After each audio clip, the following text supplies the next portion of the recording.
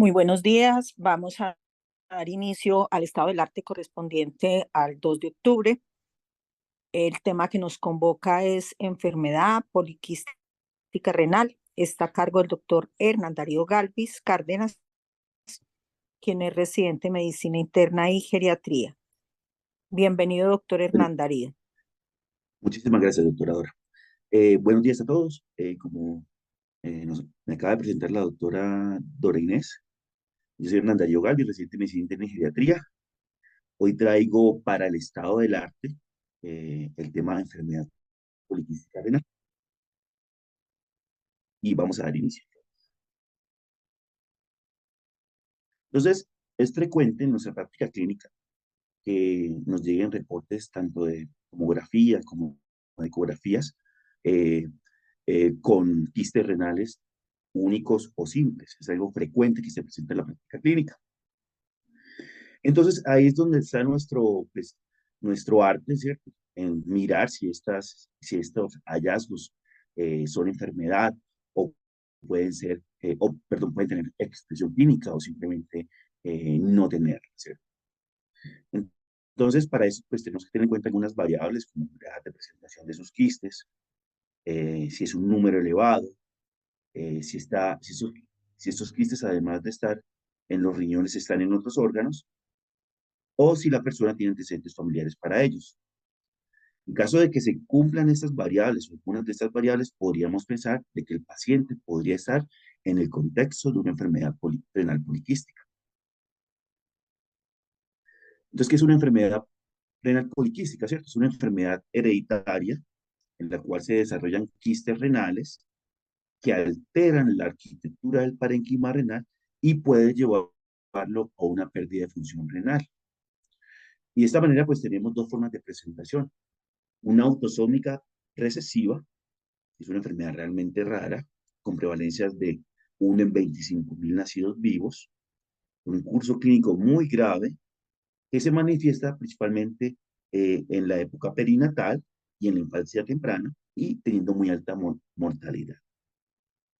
Y la enfermedad eh, poliquística autosómica dominante, que si bien es una enfermedad hereditaria, nacemos con ella, la presentación clínica es principalmente en la época adulta, más o menos entre la tercera y cuarta década. Dado lo anterior, ¿sí? Que la autosómica recesiva es más rara y de presentación en la infancia perinatal, nos vamos a dedicar esta charla a la autosómica dominante, que es más frecuente y que se presenta principalmente en el paciente. ¿Por qué es importante hablar de este tema?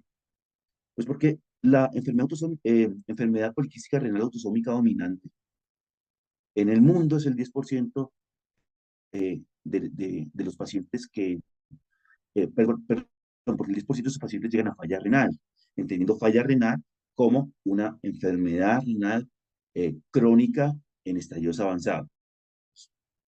Y por ende es la cuarta causa de terapia de reemplazo renal: hemodiálisis, diálisis peritoneal, trasplante renal. Cuando hacen estudios, la mayoría establece que hasta el 32% de estos pacientes ya están en terapia de reemplazo renal y que hasta un 75% de esos pacientes a los 70 años lo va a estar.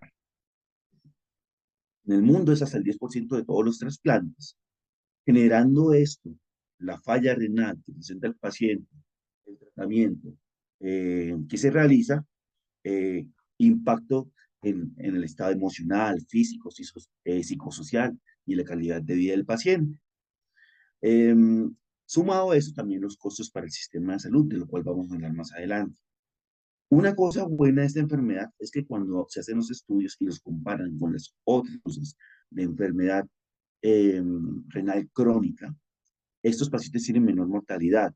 Es decir, cuando comparamos con el paciente hipertenso, con el paciente diabético, con el paciente con glomerulonefritis, estos pacientes se encontró pues, que tenían mejor pronóstico.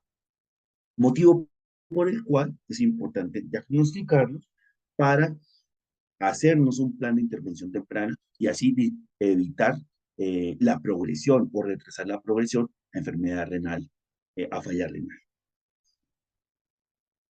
¿Cuál es la epidemiología? La prevalencia de esta enfermedad realmente es muy variable. Varios estudios divergen mucho en cuanto a las cifras, pero vamos a tomar esta de los Estados Unidos, más o menos 1 en 400 a 1 de cada 1000 nacidos vivos, con una incidencia anual de 5000 casos por año. Cuando extrapolamos estos estudios a la población europea, vemos que en Francia, por ejemplo, es 1 en 1100 más o menos, en Gales 1 en 2500 y en Japón 1 en 4000. Importante comentar acá que en efecto existe una ligera predisposición a afectar más a hombres, realmente es muy poco, pero sí se sabe que en los pacientes hombres la enfermedad renal es más grave, mientras que en las mujeres tienen mayor compromiso por quistes en hígado. ¿Qué sabemos de la epidemiología en Colombia? Ese es un estudio que se publicó este año, en los cuales tuvieron en cuenta los pacientes registrados en la cuenta de alto costo desde el 1 de julio del 2015 hasta el 30 de junio del 2019, con diagnóstico de enfermedad poliquística autosómica dominante. Una población de 3.339 pacientes teníamos en esa época registrados. Nos dio una prevalencia en ese tiempo de 9.8 por 100.000 personas, de los cuales ya la mitad, 4.35, se encontraban en terapia de reemplazo renal. Vemos que la edad de inicio de los estudios de este paciente fueron los 55 años, la edad de inicio de la terapia de reemplazo renal a los 52 años, y las mujeres fueron el 52%. Eh, ya cuando hablamos de los tipos de terapia de reemplazo renal, encontramos que el 49% de estos pacientes se encontraba en hemodiálisis, un 18% en diálisis peritoneal, un 32% en trasplante y una mortalidad global de estos pacientes por cualquier causa en torno al 15%. Las zonas más afectadas en Colombia fueron La Guajira, con una prevalencia eh, de 5.56 por 100.000 personas, seguida de Risaralda, con 6.48, y Valle del Cauca, con 6.55. Entonces, hablamos de que realmente nuestras estadísticas no arrojaron quizás la prevalencia de otros países, pero que creíamos que realmente podríamos estar en el contexto de un subregistro de esta patología. Ese estudio de costos, eh, publicado en la revista de salud de la Universidad del Norte de Barranquilla, que tomó en cuenta los pacientes registrados en la cuenta de alto costo del año 2015 y observó eh, los costos por terapia de reemplazo renal. Si vemos un paciente en Colombia con una enfermedad renal crónica establecida en estadio 5, tiene un costo aproximado de 25 millones el año. Y cuando este paciente es llevado a trasplante, estamos hablando de que el costo pasa a ser de 48 millones al año. Y eso es importante porque si vimos que en las estadísticas anteriores teníamos en torno a 3.000 pacientes con enfermedad poliquística renal autosómica dominante. Y si traspolamos estos precios a estos pacientes, vamos a encontrar que es una enfermedad de alto costo que, si podemos evitar la progresión, también podríamos impactar en costos en el sistema de salud. ¿Y qué es lo que ocurre en el riñón, cierto? Lo primero que tenemos que entender es que una enfermedad ciliar, o sea, una enfermedad que inicia en los cilios de las células epiteliales, en este caso el de la célula epitelial de los túbulos renales. Los túbulos renales tienen un epitelio cúbico con ribete en cepillo, ¿sí? De los cuales la principal característica de ellos es que tienen cilios primarios. Estos cilios primarios son cilios más escasos, que suelen ser inmóviles, que tienen una función de sensor, una especie de antena, tanto para señales químicas como para señales mecánicas causadas por el flujo de la orina por los túbulos. Entonces, para que se presenten esos quistes, ¿qué tienen que pasar?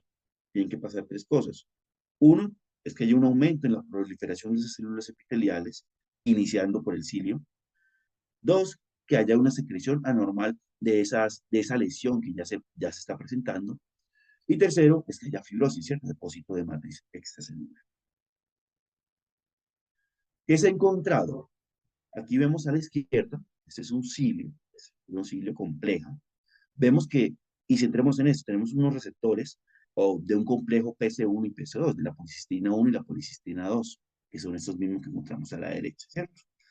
Entonces, este complejo de policistina y de policistina 1 y policistina 2 tiene un efecto mediador a través del calcio, un efecto mediador negativo, bloqueando el BRAF para evitar la proliferación celular. ¿Qué ocurre en los pacientes con eh, enfermedad renal poliquística autosómica dominante? Tenemos que existe una mutación que genera una alteración en la producción de policistina 1 y 2, ¿cierto? Lo cual va a tener, no vamos a tener ese mecanismo de defensa contra la proliferación celular mediado por el calcio, y al no tenerlo, pues vamos a tomar otra vía que es la vía del AMP cíclico de manera principal, ¿sí? Y esta vía de MP cíclico, en vez de bloquear el BRAF, lo que hace es estimularlo y generando estimulación de las quinasas que vienen aguas abajo, generando pues aumento de la proliferación celular. Además de eso, ¿qué se encontró? Recordemos que el MP cíclico empieza a tomar un papel importante para la proliferación celular, pero también se encontró que había una sobreexpresión de los receptores B2 de vasopresina y los receptores de somatostatina. Eh, Estos, pues, me aumentan los niveles de MP cíclico, adicionalmente, me generan más proliferación celular, pero también me generan eh, mayor secreción del fluido mediado por los canales de cloro.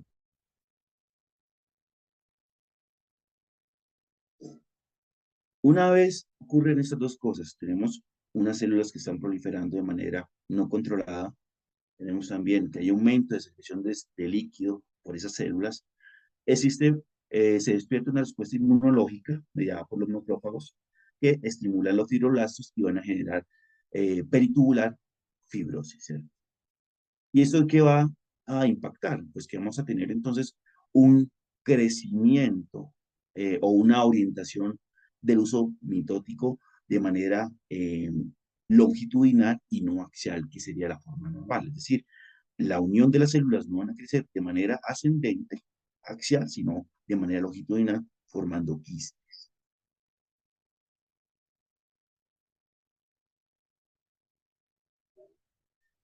Entonces, le comentaba anteriormente que existe una mutación genética que hacía que esa proteína, la policistina 1 y la policistina 2, pues no se produjera o se produjera de manera defectuosa.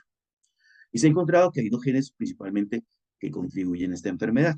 Uno es el gen PKD1, es el gen de la enfermedad poliquística renal 1, que es el 85% de los casos, ¿sí? Y que se encarga de la producción de la policistina, de la traducción para la producción de la policistina 1.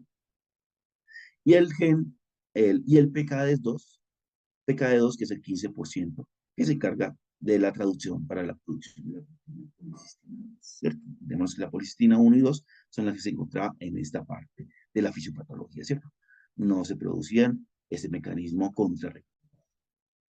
Como es una enfermedad autosómica dominante, una heredabilidad del 50%, esto es importante porque ya tenemos que pensar que la importancia del peso del antecedente familiar. Sin embargo, hasta un 5 a 10% de los pacientes no tienen antecedentes familiares. Y pueden ocurrir varias cosas. Uno es que el paciente o que en la familia no se hayan hecho las pruebas genéticas o los diagnósticos o el diagnóstico de esa enfermedad, porque muchas veces tienen presentaciones muy leves. Y lo otro es que hayan mutaciones de novo, suele ser el 4%.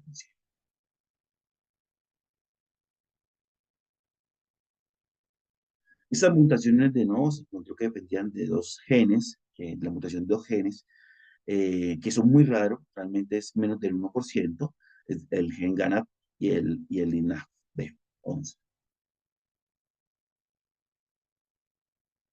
Entonces, ¿por qué es importante lo que comenté anteriormente?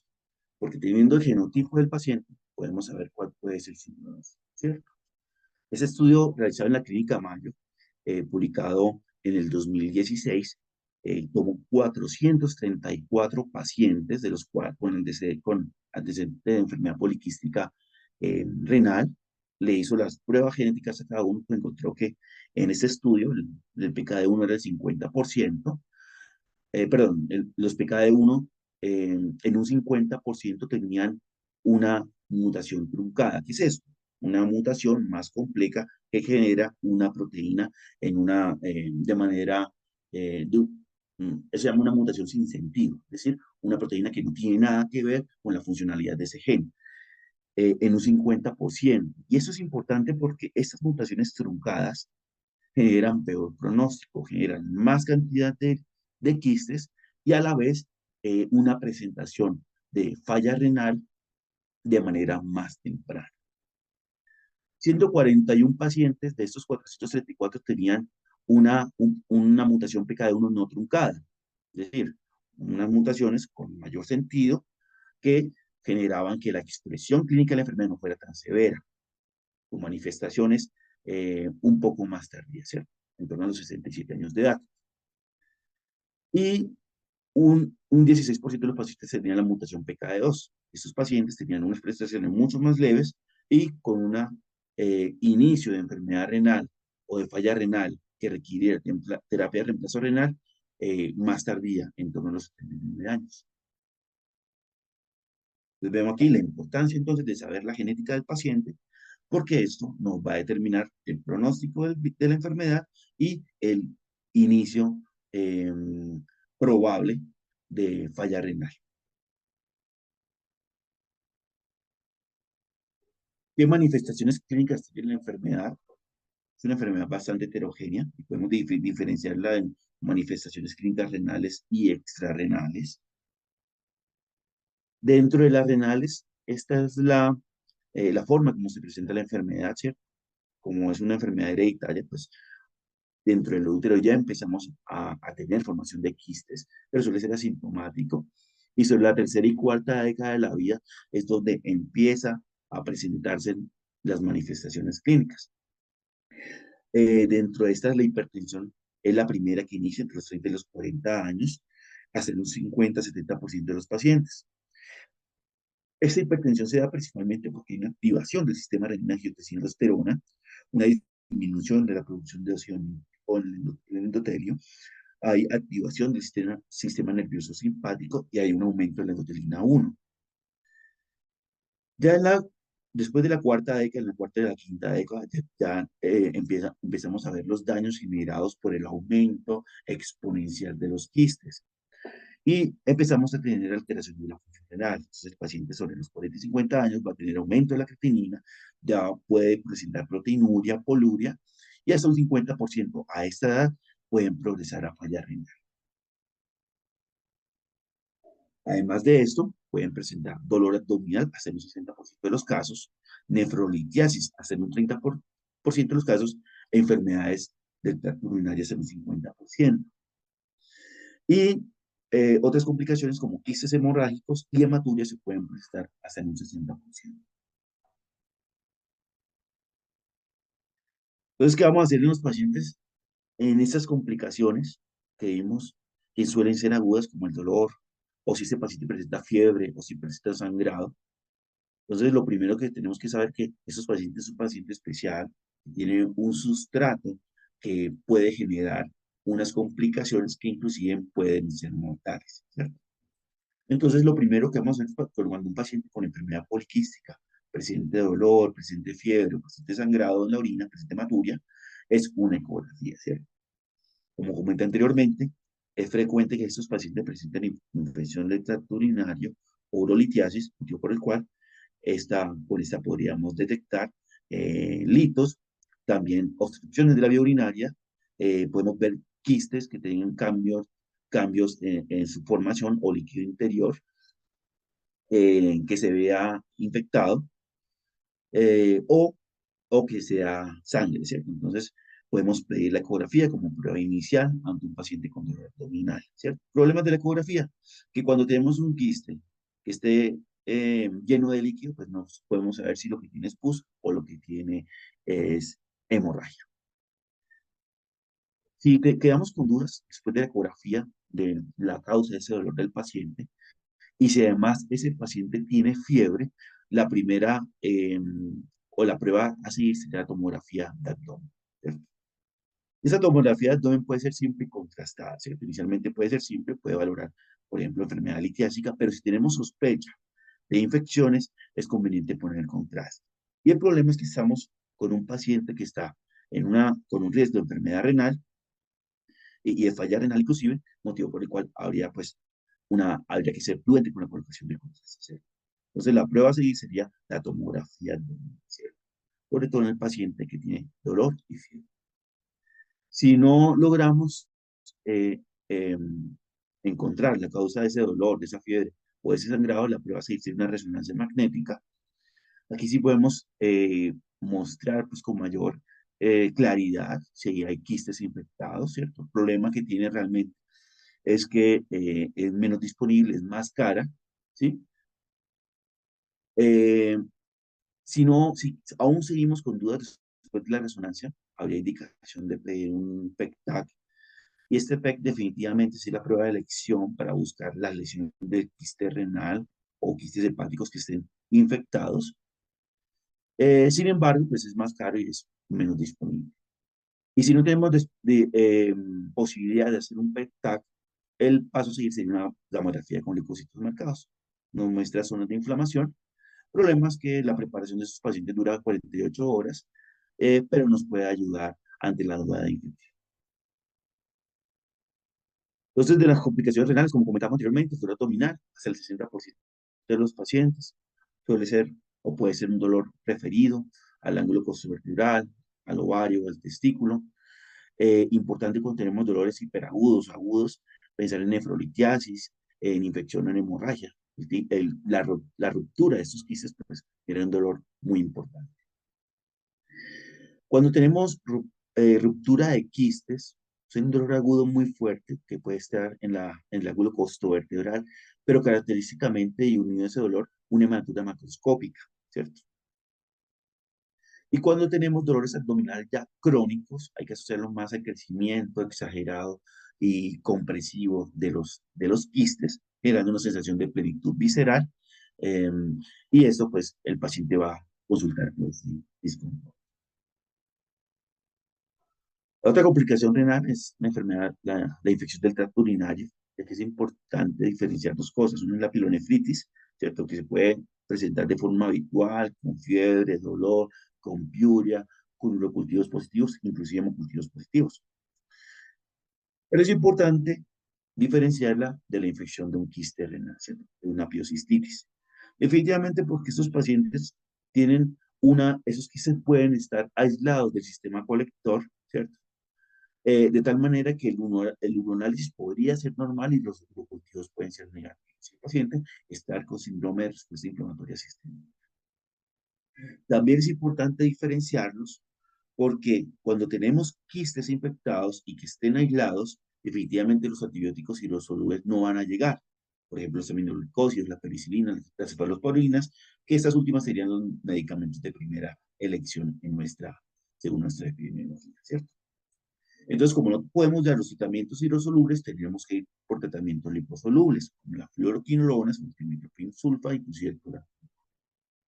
Cuando tenemos quistes infectados, el tratamiento mínimo debe ser de 14 días. Si vemos que en 14 días el paciente no ha mejorado, habría indicación de descartar urolitiasis, ¿cierto? Cuando tenemos quistes realmente muy grandes, de más de 3 centímetros, pues el tratamiento idealmente es hospitalizado y parenteral. Y si no mejora el paciente, pues existe la posibilidad de drenaje peritoneal en el quiste. Otra complicación frecuente es la nefrolitiasis. Esta nefrolitiasis se da principalmente por cristales de oxalato de calcio y ácido úrico. Más frecuente en las personas entre más afectación renal por quistes tengan, quistes de mayor número y mayor tamaño. Eh,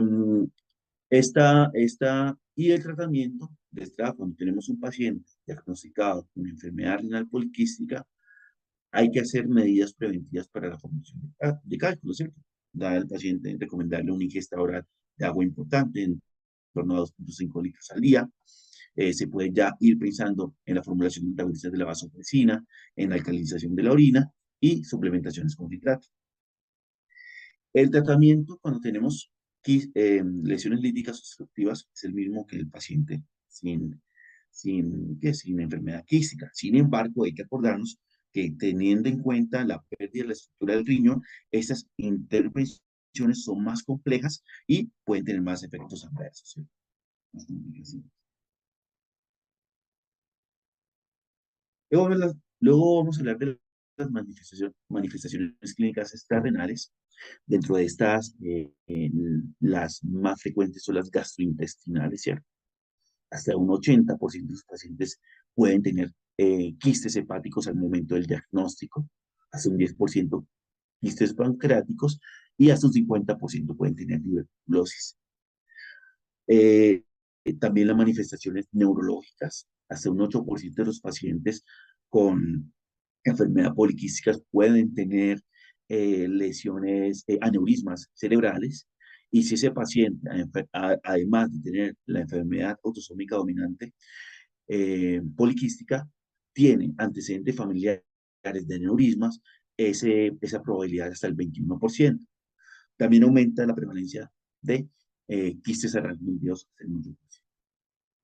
También existen otras complicaciones como las cardiopulmonares, donde vemos que el prolapso de la válvula mitral y aórtica bicúspide se puede presentar hasta un 25% de los pacientes, el derrame pericárdico hasta un 35% y hasta un 40% de los pacientes pueden tener bronquiectasias. Es importante comentar lo siguiente, no solamente por la enfermedad renal crónica y falla renal a la que va a llevar la enfermedad le genera un riesgo cardiovascular elevado, sino que también propiamente la enfermedad genera, por su mecanismo inflamatorio, genera mayor riesgo cardiovascular y también resistencia a la insulina. ¿Por qué se presentan estas alteraciones extrarrenales? Porque se ha encontrado que también hay expresiones del receptor de la policistina 1 y 2 por fuera, en las células epiteliales, ¿no es cierto? En conducto biliar, inclusive en las arterias. Entonces, las manifestaciones hepáticas, como comenté anteriormente, el 80% de los pacientes la puede presentar al momento del diagnóstico, ¿sí? Cuando miran las características de estos pacientes, encuentran que hasta un 20% de estos pacientes ya tenían quistes antes de los 30 años y más del 50% por encima de los 60 años. Y es importante aquí determinar dos cosas.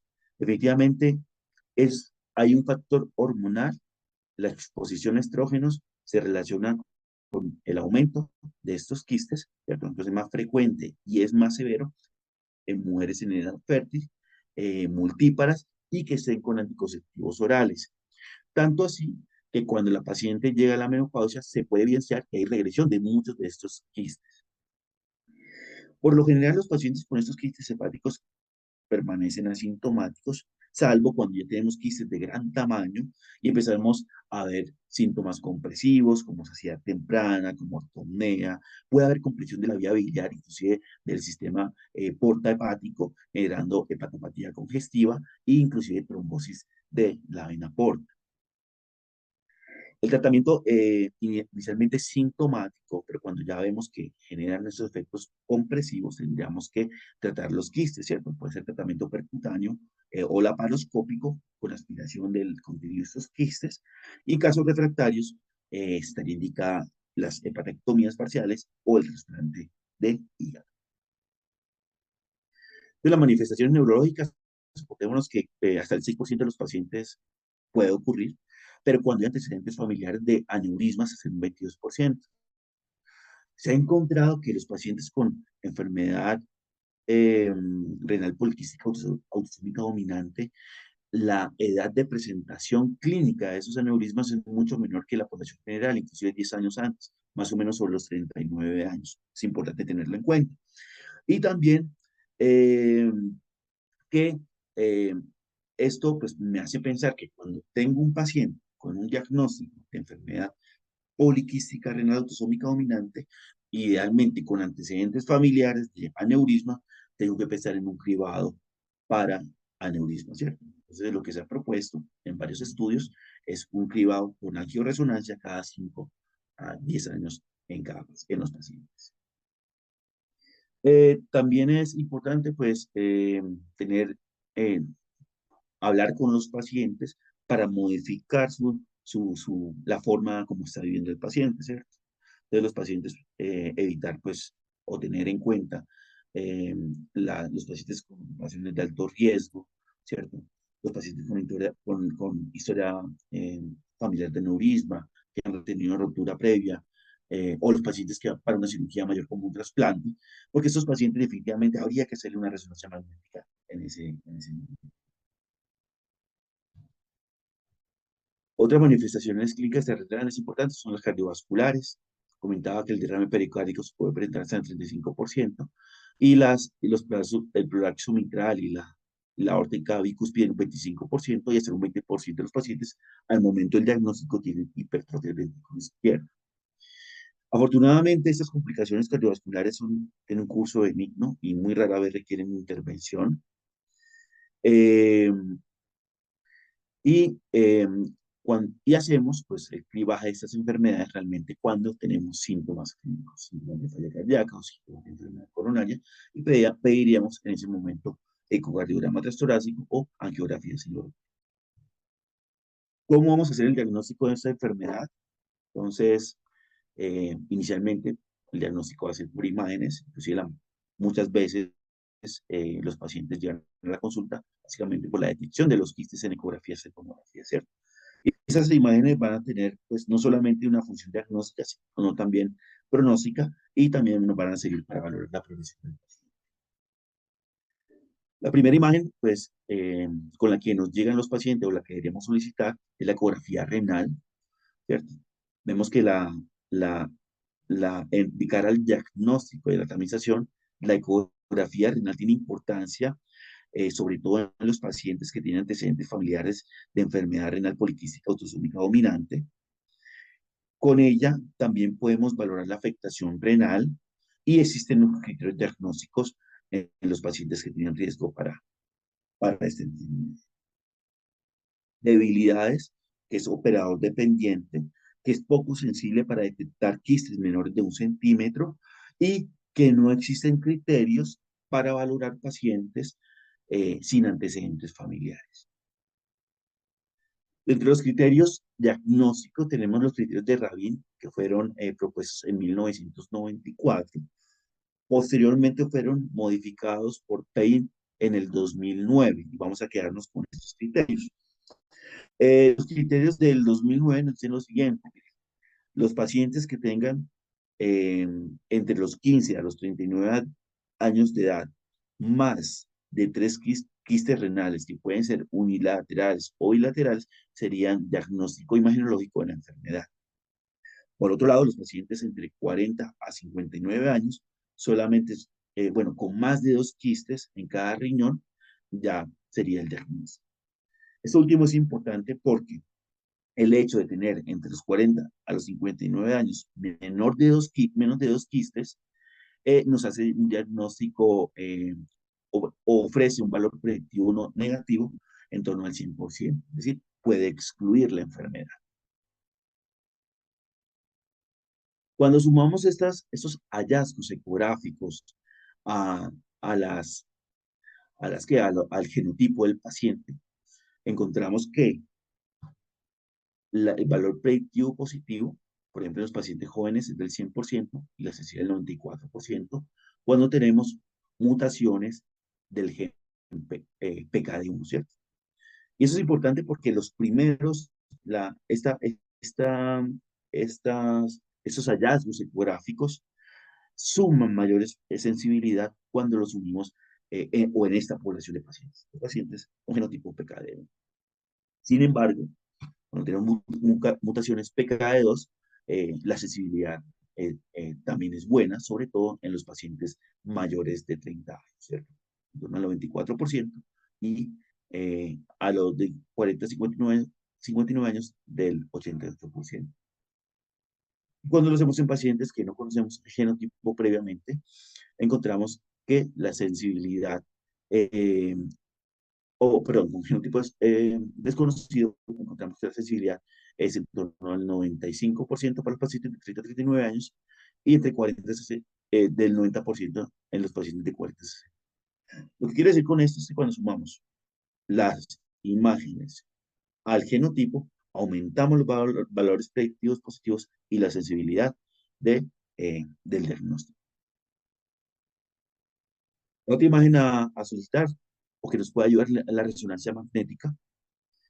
Esta es más sensible para el diagnóstico de quistes que la ecografía y la tomografía. Ideal para aquellos pacientes que no tienen antecedentes familiares, ¿cierto? Pacientes jóvenes y antecedentes familiares. Es el grupo al cual le podemos pedir entrar a una resonancia magnética.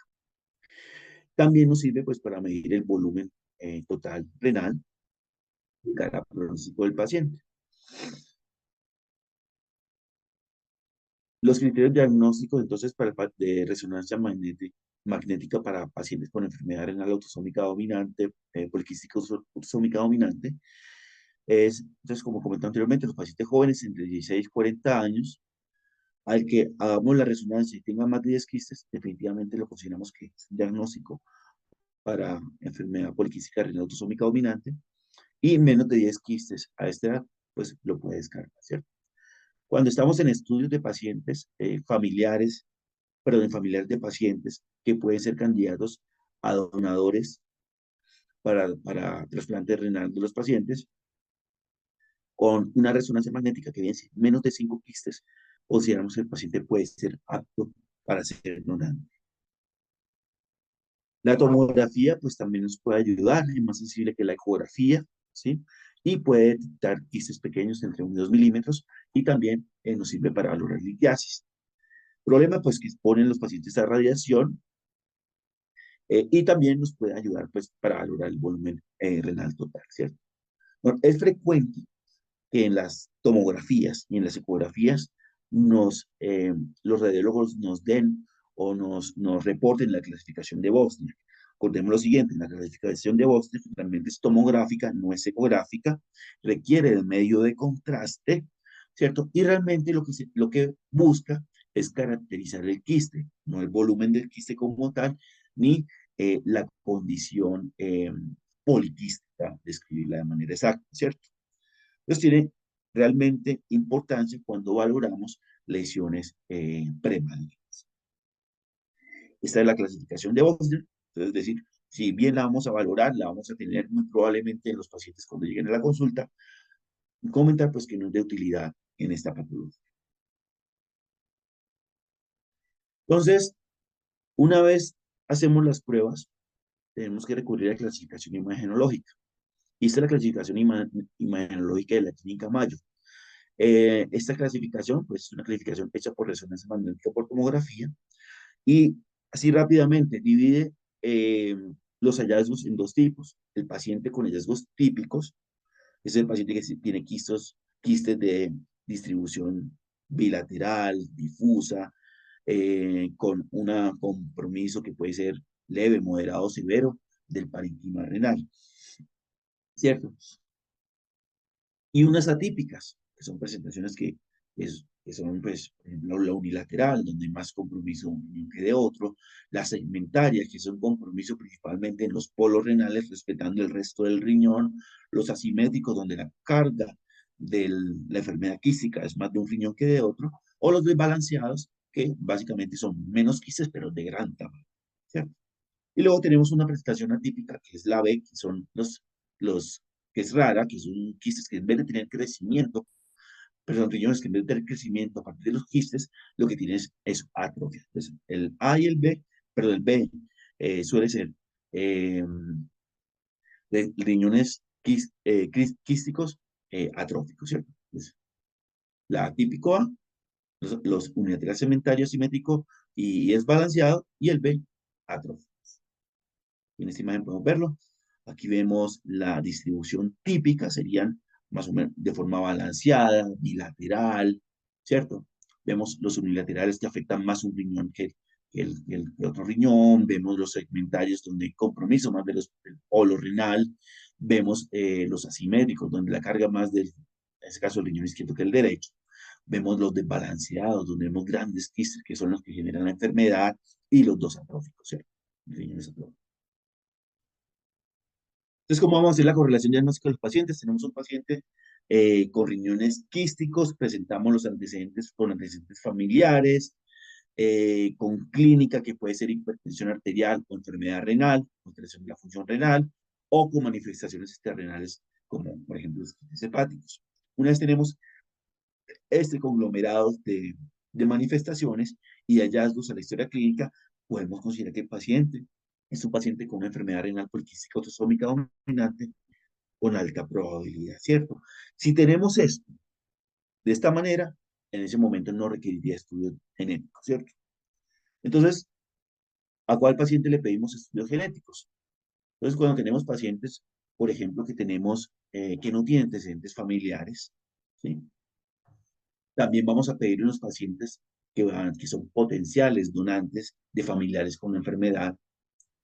En los pacientes que desean asesoría genética preconcepcional, en aquel paciente de edad joven que las imágenes no son concluyentes o al menos no son típicas. Por ejemplo, ese paciente que tiene una clasificación de Mayo atípica, ¿cierto? Este paciente podemos pedir la prueba. Y lo otro de lo que vamos a hablar más adelante es cuando tenemos clasificaciones eh, pronósticas de Mayo avanzadas, ¿cierto? El diagnóstico diferencial lo vamos a hacer con enfermedades sindrómicas como la esclerosis tuberosa o la enfermedad de Bonneville-Lindau, pero comentar que estas enfermedades pues, son más raras inclusive y tienen unas expresiones desde el nacimiento bastante importantes, ¿cierto? Como la lesión, como los angiofibromas, las máculas hipomelanóticas, también los amartomas, ¿cierto? En el caso de la esclerosis tuberosa.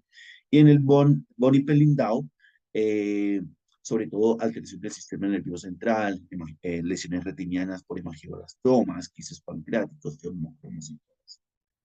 Y lo que es más frecuente son las no sindrómicas, ¿cierto? Como los quistes renales simples, pero acordarnos que estos se presentan más con la avanzada edad, ¿cierto? Es muy raro encontrar entre pacientes entre 30 a 40 años con quistes simples. Y lo otro es que estos quistes no van a generar un aumento del tamaño renal. La otra es la enfermedad quística adquirida. eh, y estos pacientes, pues, lo mismo, no generan crecimiento renal, al contrario, genera una forma atrófica del riñón. ¿Cómo valoramos entonces la progresión de estos pacientes? Pues tenemos unos factores de riesgo para que la enfermedad progrese. ¿Qué es progresión de esta enfermedad? Es decir, yo diagnostico la enfermedad eh, y co- l- hasta sé que hasta un 50% de los 50 años va a tener falla renal que va a requerir terapia de reemplazo renal.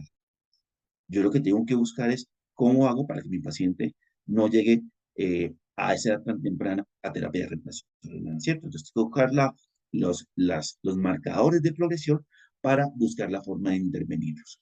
Entonces, estos factores relacionados con progresión pueden ser genéticos, pueden ser clínicos, pueden ser ambientales.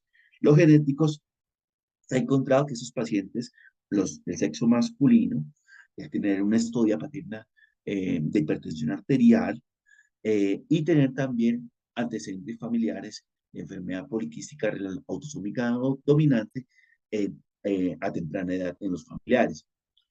También clínicos como los niños que tienen estados de hiperfiltración, que han presentado macrohematuria, las personas que tienen enfermedad de tracto urinario a repetición y que tienen hepatopatía.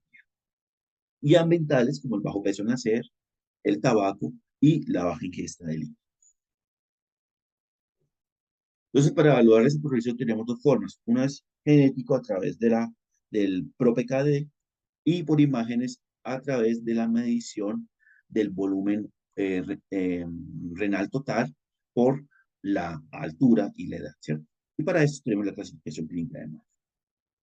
La clasificación ProPKD, es decir, la clasificación genética, es una clasificación que va de 0 a 9 y que nos va a dar una puntuación y va a tener en cuenta pues, si el paciente es hombre, si la hipertensión la inició antes de los 35 años, si tuvo eventos urológicos antes de los 35 años, Si es una mutación PKD2, recordemos que es de mejor pronóstico, motivo por el cual nos da una, una puntuación de 0. Si la mutación PKD1 es truncada o no truncada, acordemos que la truncada nos da mayor riesgo, en este caso una puntuación de 4 y no truncada de 2, ¿cierto? ¿Y qué encontramos con esto? Que definitivamente los pacientes que tienen alto riesgo de accidente, puntuaciones entre 7 y 9 puntos, tienen tienen riesgo de hacer progresión a falla renal eh, que requiere terapia de reemplazo renal antes de los 60 años.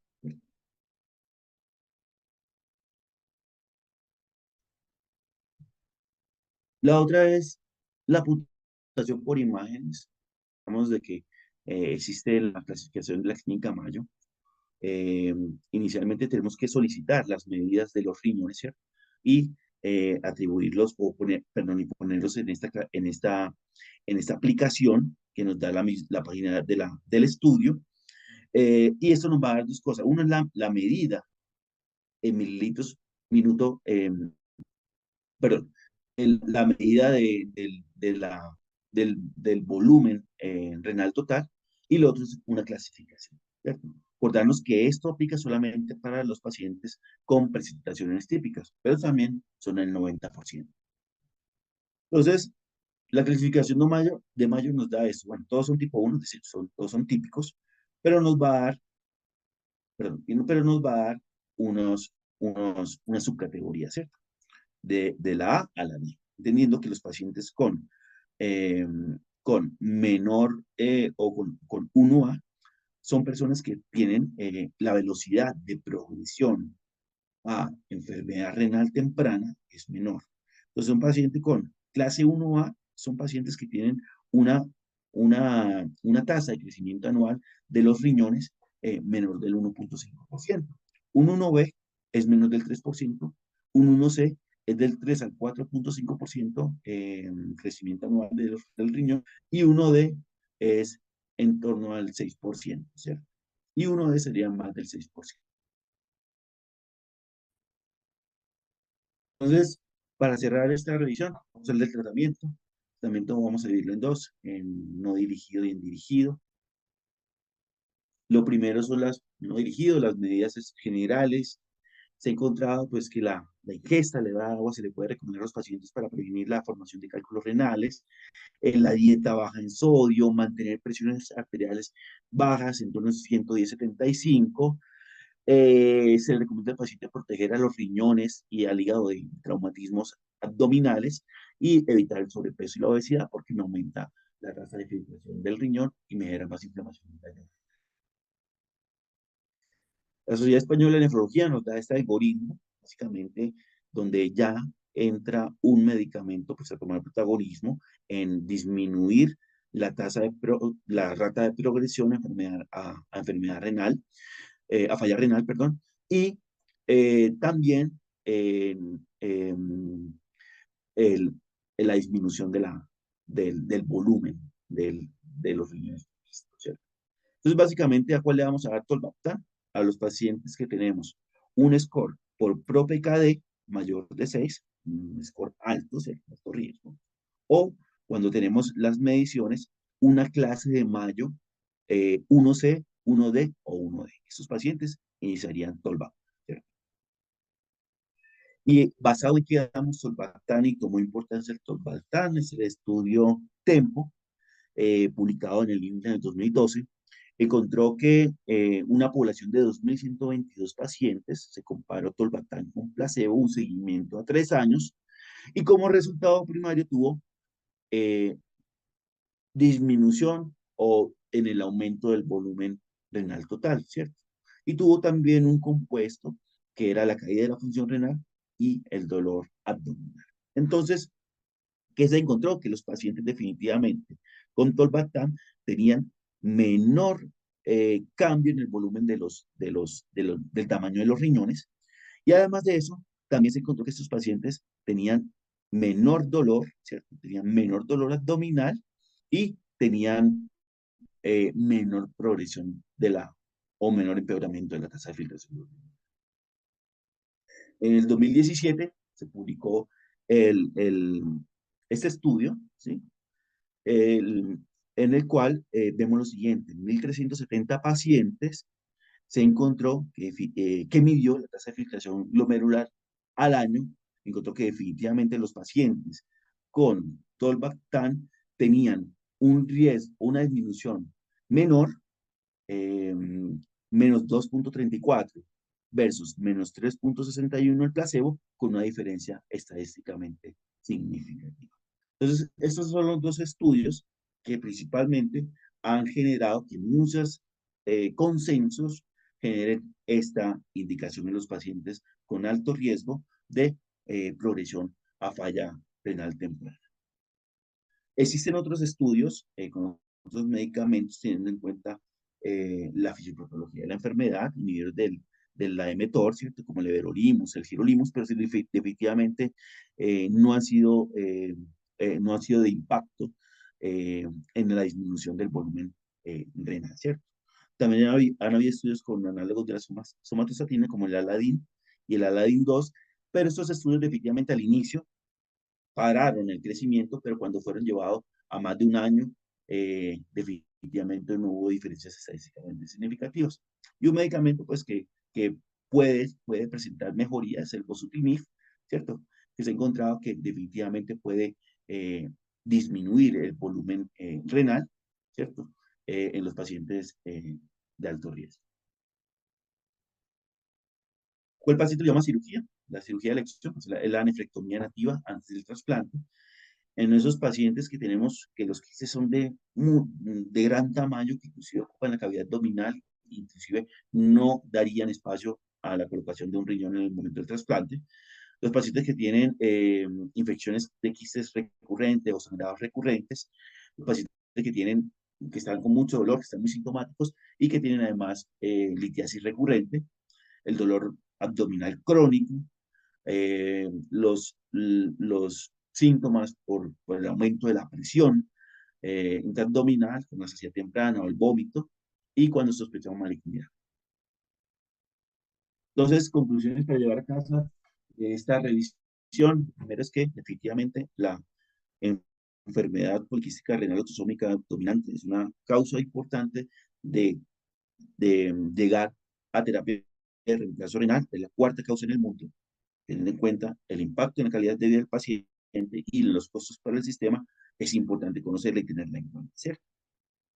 Que el diagnóstico inicial puede ser clínico, basado en lo que encontramos en las imágenes y en los antecedentes familiares del paciente, sin necesidad de pruebas de genética. ¿A quién le vamos a pedir prueba de genética? De entrada a los pacientes sin antecedentes familiares o con formas de presentación atípicas, y eh, casi siempre son pacientes jóvenes. ¿Cómo podemos valorar la progresión de la enfermedad? Pues a través de la forma genética con el PREP-PKD o con la fórmula clínica Mayo con el volumen total renal. Que efectivamente la idea es hacer todo este ejercicio que comenté anteriormente para tratar de frenar a los pacientes que tienen que tienen ese riesgo de hacer una enfermedad renal de manera rápida y terminar de manera temprana en terapia de reemplazo renal. Es importante que definitivamente un medicamento que ofrece beneficio en este momento es el tolvaptan, y es el que, el que tiene la mejor evidencia, tanto en la disminución del tamaño renal como en la reducción de la rata de disminución de la tasa de filtración glomerular. Y bueno, esta es la revisión que tenía para ustedes. Muchas gracias por su atención. Doctor Hernán Darío, muchas gracias por la buena presentación. Eh, Estamos hablando de un tema genético y usted bien claro nos plantea que la enfermedad poliquística autosómica dominante hay que estudiarla y nos da los parámetros de seguimiento. Pero ¿qué pasa con aquellos pacientes que en un eco renal uno encuentra poliquistosis y no hay historia familiar y no hay daño de tasa de filtración glomerular? Esta es una pregunta para usted y para el doctor César. ¿Qué hacer con estos pacientes? Sí, claro, claro, doctora. Y la pregunta es muy, muy buena. Esos pacientes, realmente es el paciente más difícil, ¿cierto? Que no tiene antecedentes. Este paciente hay que estudiarlo de entrada. Es una de las indicaciones para de entrada hacer prueba genética. Y lo otro, inclusive, si este paciente en la ecografía renal no están bien caracterizados los quistes, inclusive habría indicación de hacer una resonancia magnética. Es decir, en conclusión, este paciente se estudia con prueba genética y si hay dudas en las imágenes, con resonancia magnética sin ningún problema. ¿Por qué es importante? Porque si yo logro diagnosticar a este paciente, así esté asintomático, así tenga buena función renal, yo puedo estudiar los familiares, ¿cierto? Y yo puedo también iniciar medidas de nefroprotección. Buenos días. Muy bien, doctor Galvis, muy completa la presentación. Creo que tocó todos los aspectos relacionados con la poliquistosis.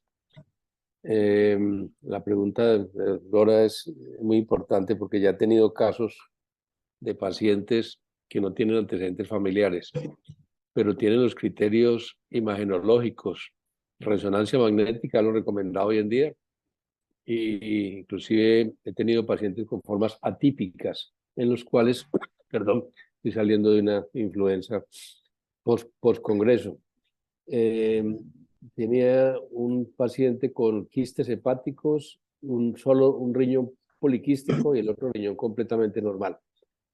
Inclusive pues tuvimos que hacer estudios genéticos en España con la doctora Torra, que usted la nombró ahí, y encontramos que sí tenía una variedad identificada genéticamente. Entonces, hay que sumar cosas para poder ver si se tiene poliquistosis, más que todo por el pronóstico y la posibilidad de tener familia, que es lo que a uno le interesa, porque es lo que le preguntan. Como cosa curiosa, los casos que tengo aquí, la mayoría son mujeres, unos pocos hombres ya trasplantados. Eh, esta enfermedad, pues en los últimos 10 años ha experimentado un avance importante el doctor Vicente Torres, que logramos traerlo al Congreso de Nefrología la semana anterior. Es un español que trabaja en la Clínica Mayo y él desarrolló un protocolo para tratamiento con tolvaptan, que es un antagonista de la hormona antidiurética, debido a que la ADH, como usted lo mostró, doctor Galvis, estimula la síntesis del AMP cíclico, aumentando la proliferación y el tamaño de los quistes. Él pudo demostrar que con tolvaptan se puede disminuir el crecimiento de los quistes para los pacientes con categoría de D y E, que son los que se benefician. El problema que teníamos, porque yo lo he formulado ya, es que costaba 80 millones de pesos el mes de tolvaptan. Pero logramos con el ministerio, a través de la Asociación Colombiana de Nefrología, que el año anterior fuera regulado el precio. Y ya tenemos el producto en Colombia. Ahora en el Congreso lo presentaron con un costo de 10 millones de pesos mensuales, que sigue siendo muy alto, pero de todas maneras ni comparación con los 80 millones que tenía previamente. Así que los pacientes que tengan criterios para poliquistosis, les da el tratamiento. ¿Cuál es el problema con el medicamento? El paciente vive todo el día orinando. Entonces, hay que usar dosis progresivas. Vienen tabletas de 15 miligramos y la recomendación del doctor Torres es que en la mañana se escale hasta 90 miligramos y una dosis antes de la cena que fluctúa entre 45 y 15 miligramos y obviamente no más en la tarde para que el paciente no tenga que levantarse pues mucho en la noche a orinar. Hay que garantizar que tenga acceso a hidratación, que se pueda estar tomando líquidos y hay que vigilar mucho el hígado porque es hepatotóxico. Entonces hay que estar haciendo cada mes estudios de función hepática eh, y vigilar pues que no se presente una azoemia de tipo prerrenal, porque pues la creatinina se puede elevar como consecuencia de una mala hidratación del paciente. Lo otro que es muy importante, porque ya he tenido 2 casos en Manizales, es avisarle al paciente que tiene riesgo de aneurismas cerebrales. Por eso los pacientes de ocupaciones de riesgo como pilotos, conductores de conductores de vehículos, se les debe hacer un angiotac cerebral para ver si no tienen aneurismas y de esa manera intervenirlos. Hace poco tuvimos una hermana de una enfermera que se le había advertido que tenía, pero ella no sabía que la hermana tenía poliquísticos y en pleno quirófano se desplomó la enfermera y tuvo y falleció. Lo que pensamos pues es que pudo haber tenido, después se descubrió pues que tenía poliquistosis en la autopsia y esa fue la causa de la muerte. Entonces hay que avisarles a ellos que al primer signo de cefalea, síntoma de cefalea que tenga un paciente con poliquistosis debe consultar inmediatamente y llegar a un servicio de urgencias y pedir que le hagan el angiotac y avisarle al neurólogo porque tiene altísimo riesgo de una presencia de un aneurisma cerebral. Bueno, no sé si tienen alguna otra inquietud al respecto. No veo más manos levantadas, pero pues me parece un tema sumamente importante porque pues uno ve enfermedad poliquística con mucha frecuencia. A partir de esto uno hace seguimiento, pero no es tan riguroso en términos de hacer el análisis genético. ¿Qué costo tiene el análisis genético y lo estamos haciendo en nuestra ciudad? Sí, claro, sí se hace. Yo, pues no, yo no sé el costo porque yo lo derivo a genética siempre. Y no solo con poliquistosis, con muchas enfermedades renales, enfermedad por membrana basal delgada, por favor, y todos les hago estudios genéticos. Pero no, no, ahorita no sé, no tengo ni idea cuánto puede costar un panel genético. Bueno, no sé si tengan alguna otra pregunta. Muchísimas gracias, doctor Hernán Darío. César, muchas gracias por el acompañamiento. Aprendimos mucho en el día de hoy y de aquí para adelante hacer una historia muy importante porque veo que los antecedentes familiares son básicos y si no hay antecedentes, por lo menos empezar el estudio en el paciente porque puede ser el primer caso. Recomendación para todos. Que tengan un feliz día. Gracias, que nos copie la presentación.